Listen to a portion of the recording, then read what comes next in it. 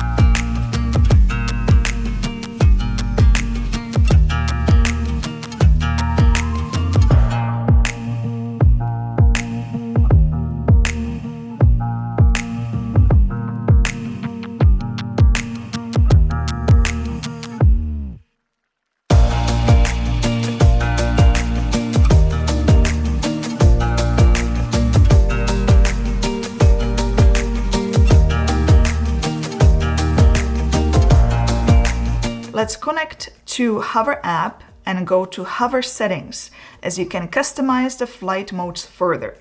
Here are your basic flight modes under flight settings. Let's just go to Hover mode. There are two options when it comes to flight settings. Duration gives you continue or 30 seconds option. Target tracking is enabled by default. If you don't want the hover to track, you just want to record the whole scene, you can turn it off. Shooting settings have video selected, as it doesn't take a photo in this mode. Camera settings are below, and as you can see, once you set them, you can just hit apply to all other modes. By default, shooting mode is set to normal video. Other options are hybrid, log gamma, slow-mo, H-log, which is a professional log profile. You will need to download Hover Conversion LUT to apply in the post. The last one is standard HDR. Let's close this. By default, the video is recorded in horizontal mode. If you need vertical video, here is where you can enable it.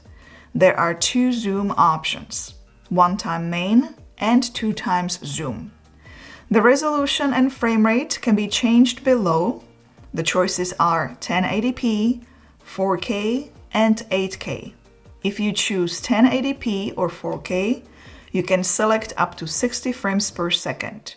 If you choose 8K, you can select up to 30 frames per second. You can film vertical videos in 1080p or 2.7K in up to 60 frames per second, or 4K in up to 30 frames per second. Further settings below are video encoding. The options are H.264 and H.265. Color settings are next. There are three options: Pro, Soft, and Texture. I just keep it on Pro. When you tap the question mark, you can see that the Pro is the happy middle between Texture and Soft. I'm going to apply to all modes. Once you are done setting this flight mode, hit Switch to Hover. All the settings will be sent to Hover. Now, when you go to the next flight mode, Follow, you can see that camera settings are already changed. All you have to customize is the Follow flight mode. I would highly suggest taking your time, go through each mode and checking all settings. Let's hit Change Flight Modes to access the rest of them. I'm going to select all except ski mode, as I definitely don't need that right now in the warm weather. You can always choose what flight modes you want on your hover drone. You can drag them at the bottom to adjust the order. Once you are done, hit Save. I'm not going to go through all these modes as all the settings are simple. I'm only going to explain the extra settings in angle track, dolly track, and cycling mode. In the angle track and dolly track, you can enable auto correction settings. Once enabled, the device will detect your initial direction of movement and use it as the target direction. If you change direction, the device will return to the target direction by circling around. Another setting in those two modes is the landing method. You can either stand for 3 seconds or show as gesture for landing, or both. Dolly track has rear active collision detection on by default, and I highly suggest keeping it on. Hover will stop, it will not crash into anything. In cycling mode is cycling environment open areas or narrow routes. So if you happen to be in a narrow routes, it is better to select that one. Smart Ascent is on. It dynamically adjusts hover's altitude based on cyclist count and speed, improving follow stability during cycling. Let's just play sample footage of some of the advanced skilled modes, and I'm going to display the parameters I have selected.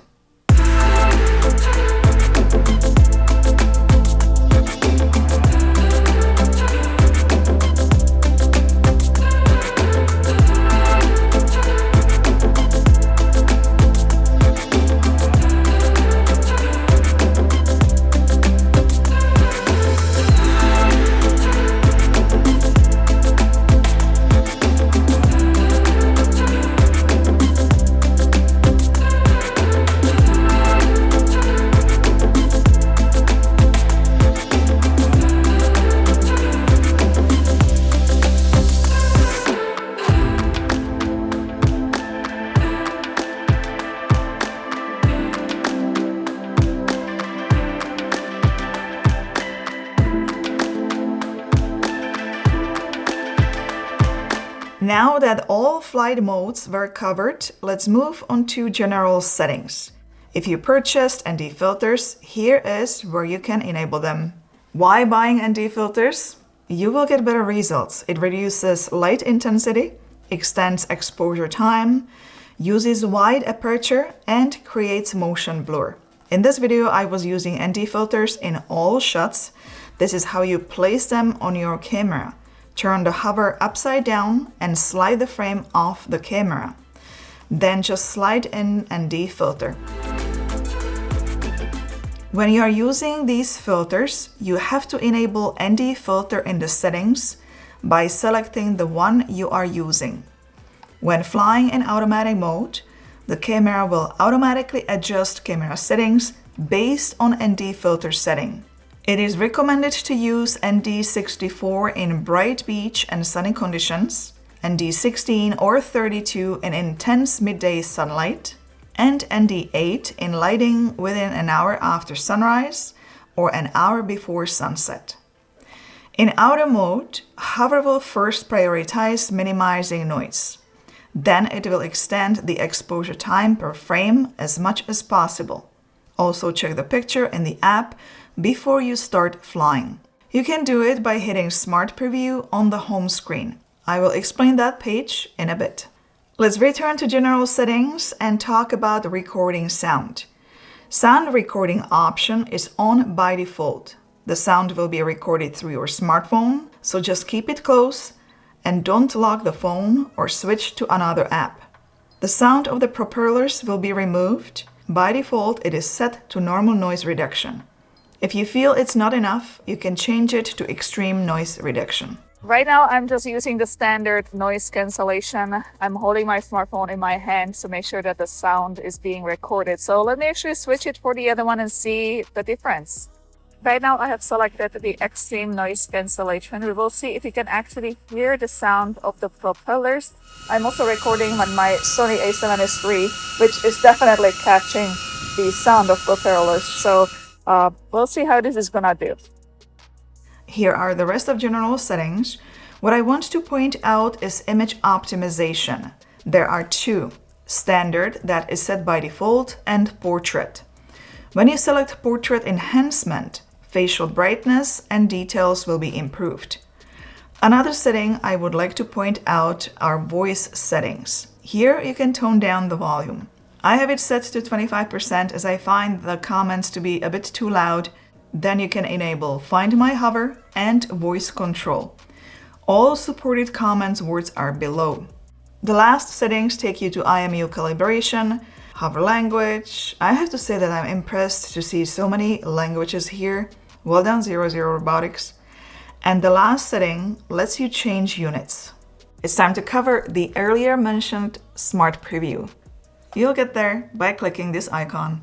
It is a good idea to check the picture before flying, even if you don't use ND filters. If you find that the highlights are way too bright, you can adjust the exposure a bit down to -0.3 or -0.7. If you are using ND filters, here is where you can control ISO and shutter speed. On the right, under settings, you can change flight settings and shooting settings. So you don't have to go back to hover settings, find the mode you are using and change it there. You can also select if you want to take photos or record videos. If you enabled photo under camera settings, you will see shooting mode, normal, HDR or high resolution and the rest of photo settings.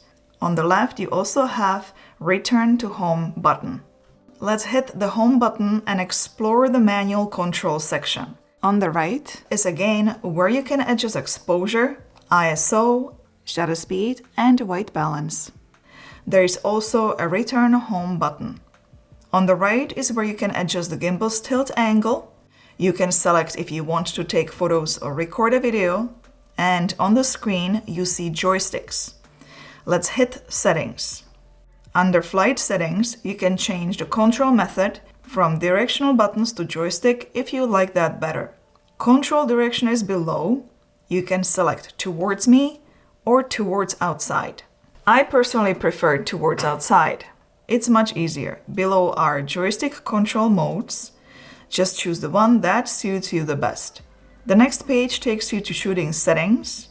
You've got here shooting mode, vertical shooting, zoom, resolution, frame rate, video encoding, auxiliary line, and countdown.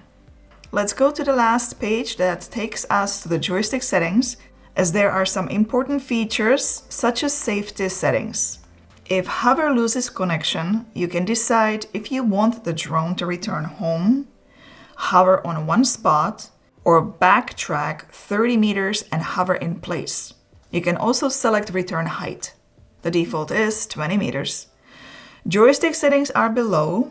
You can select custom settings for horizontal speed, vertical speed, rotational speed, pitch speed, yaw sensitivity, braking sensitivity, and gimbal pitch sensitivity. You can also change joystick settings to cinematic, stable, and high-speed presets. Let's return to the main page of the app and go to the album where you can preview your clips in low resolution and download the clips to your phone. Here I would like to mention a couple of things. On some clips you can use filters and even enable face and body retouching. You can enable dashboard, quick shot, download and delete the clip. Until now, we have covered how to use Hover on its own and also with a smartphone. Another option is to use HOVERair beacon remote control. I'm going to skip the charging, joystick selection, and firmware update and go straight to showing you how to actually use it. There are 3 ways of using it. Let's start just with the beacon. The power is here on the side. Long press to turn it on. It will automatically find your hover, and as you can see, you also get a live camera feed for preview. If you short press, you will lock the screen. To unlock, short press again. There is a record button in the center. The green button takes you to flight modes. To customize the flight modes, swipe up to pull out flight and shoot settings. Flight settings allow you to customize the modes such as distance and altitude. Shoot settings allow you to change things like resolution, frame rate, and enable vertical filming. Let's close this. If you swipe left, you will enable picture settings so you can film in manual mode. Let's leave this and swipe down to pull out beacon and hover settings. First of all, you can see the settings as a list or as a grid. Under beacon, you've got things like My Hover and Update. Sound recording is next. When you fly hover, the beacon automatically records a sound as there is a built-in microphone. Once the recording is finished, it will automatically send the audio file to Hover and sync it with the video. Yeah, listening to the sound being recorded with the beacon.